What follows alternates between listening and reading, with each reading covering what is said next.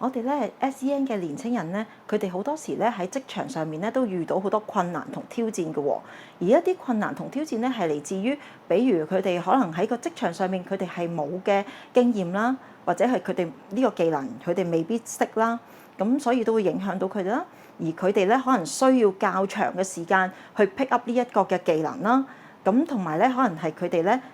睇嗰個專注力方面啊，或者佢哋嘅情緒方面啊，都會影響到佢哋喺工作上面嘅表現嘅喎。咁我哋呢個職業訓練中心咧，主要嘅作用咧就係希望咧透過情景化嘅學習模式，同埋一個真實嘅場景，令到佢哋盡快去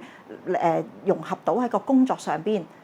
令到佢哋可以更加順利地出到去職場嘅。再一次邀請大家支持2025社區共融星星慈善奧運會，邀請大家參與同支持，耶！